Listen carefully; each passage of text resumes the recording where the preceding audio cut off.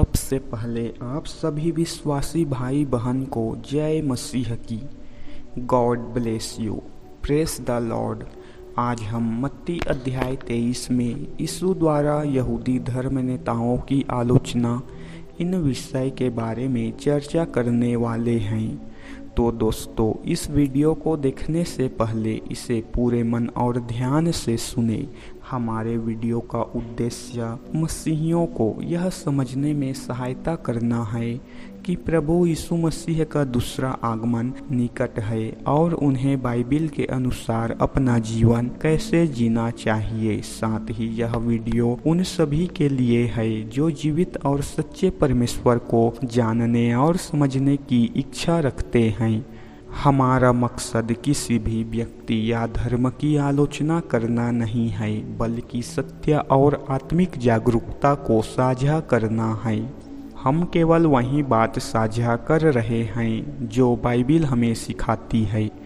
Video में आगे बढ़ने से पहले आप सभी से निवेदन है कि वीडियो को आधे में छोड़कर जाने की गलती ना करें, क्योंकि इस वीडियो में आपको महत्वपूर्ण जानकारी मिलने वाला है। तो दोस्तों, अगर आप इस चैनल में पहली बार आए हैं तो चैनल को सब्सक्राइब कर दो और बेल आइकन की घंटी को दबा दो ताकि सबसे पहले वीडियो की नोटिफिकेशन आपके पास पहुंचे।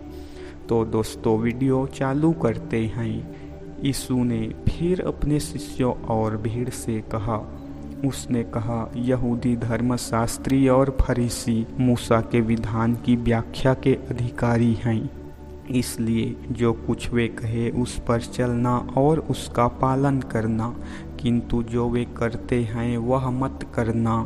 मैं यह इसलिए कहता हूँ क्योंकि वे बस कहते हैं पर करते नहीं हैं। वे लोगों के कंधों पर इतना बोझ लाद देते हैं कि वे उसे उठाकर चल ही ना सके और लोगों पर दबाव डालते हैं कि वे उसे लेकर चले, किंतु वे स्वयं उनमें से किसी पर भी चलने के लिए पांव तक नहीं हिलाते। वे अच्छे कर्म इसलिए करते हैं कि लोग उन्हें देखें।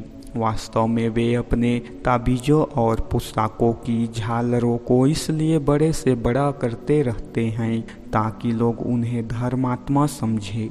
वे उत्सवों में सबसे महत्वपूर्ण स्थान पाना चाहते हैं। आराधनालयों में उन्हें प्रमुख आसन चाहिए। बाजारों में वे आदर के साथ नमस्कार करना चाहते हैं और चाहते हैं कि लोग उन्हें रब्बी कहकर संबोधित करें, किंतु तुम लोगों से अपने आप को रब्बी मत कहलवाना, क्योंकि तुम्हारा सच्चा गुरु तो बस एक है और तुम सब केवल भाई बहन हो।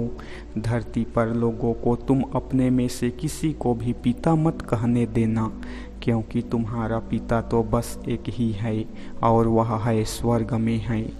न ही लोगों को तुम अपने को स्वामी कहने देना, क्योंकि तुम्हारा स्वामी तो बस एक ही है और वह मसीह है।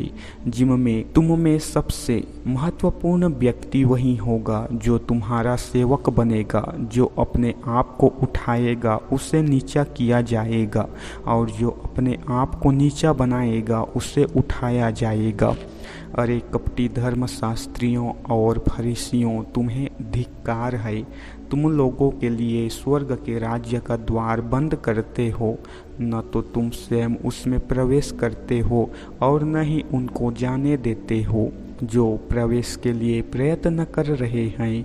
अरे कपटी धर्मशास्त्रियों और फरीसियों, तुम्हें धिक्कार है। तुम किसी को अपने पंथ में लाने के लिए धरती और समुद्र पार कर जाते हो, और जब वह तुम्हारे पंथ में आ जाता है तो तुम उसे अपने से भी दुगना नरक का पात्र बना देते हो। अरे अंधे रहनुमाओं, तुम्हें धिक्कार है जो कहते हो यदि कोई मंदिर की सौगंध खाता है तो उसे शपथ को रखना आवश्यक नहीं है, किंतु यदि कोई मंदिर के सोने की शपथ खाता है तो उसे उस शपथ का पालन आवश्यक है।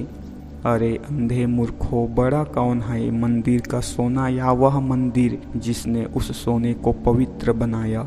तुम यह भी कहते हो, यदि कोई वेदी की सौगंध खाता है तो कुछ नहीं, किंतु यदि कोई वेदी पर रखे चढ़ावे की सौगंध खाता है तो वह अपनी सौगंध से बंधा है।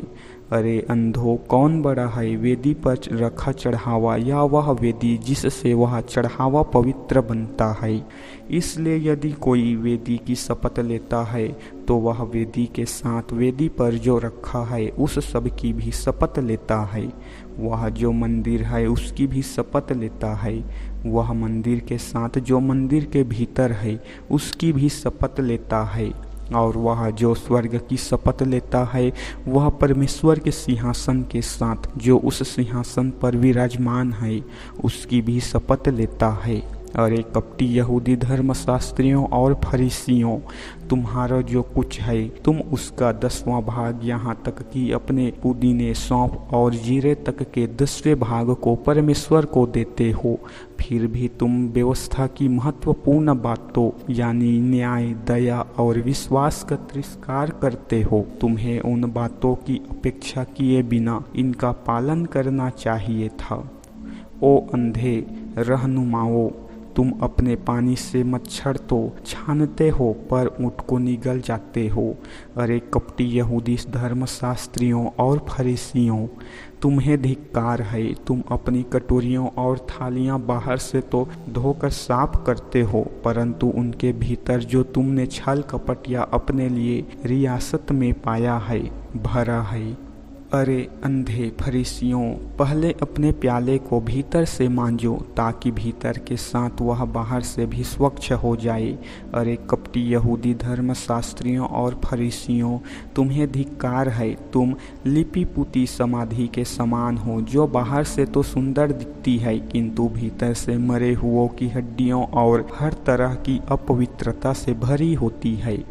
ऐसे ही तुम बाहर से तो धर्मात्मा दिखाई देते हो किंतु भीतर से छल कपट और बुराई से भरे हो।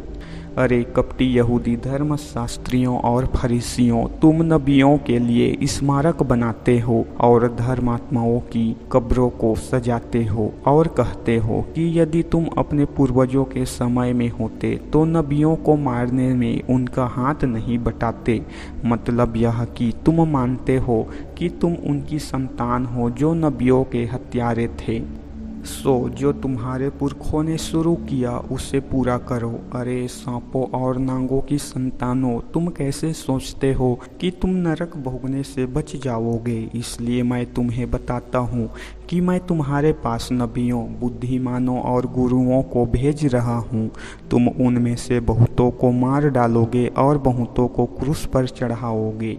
कुछ एक को तुम अपनी आराधनालयों में कोड़े लगवाओगे और एक नगर से दूसरे नगर उनका पीछा करते फिरोगे। परिणाम स्वरूप निर्दोष हाबिल से लेकर बिरक्याह के बेटे जकरियाह तक, जिसे तुमने मंदिर के गर्भगृह और वेदी के बीच मार डाला था, हर निरपराध व्यक्ति की हत्या का दंड तुम पर होगा। मैं तुम्हें सत्य कहता हूँ, इस सब कुछ के लिए इस पीढ़ी के लोगों को दंड भोगना होगा। ओ यरूशलेम यरूशलेम, तू वह है जो नबियों की हत्या करता है और परमेश्वर के भेजे दूतों को पत्थर मारता है। मैंने कितनी बार चाहा कि तू जैसे कोई मुर्गी अपने चूजों को अपने पंखों के नीचे इकट्ठा कर लेती है, वैसे ही मैं तेरे बच्चों को एकत्र कर लूं, किंतु तुम लोगों ने नहीं चाहा। अब तेरा मंदिर पूरी तरह उजड़ जाएगा। सचमुच मैं तुम्हें बताता हूँ, तुम मुझे तब तक फिर नहीं देखोगे जब तक तुम यह नहीं कहोगे, धन्य है वह जो परमेश्वर के नाम पर आ रहा है।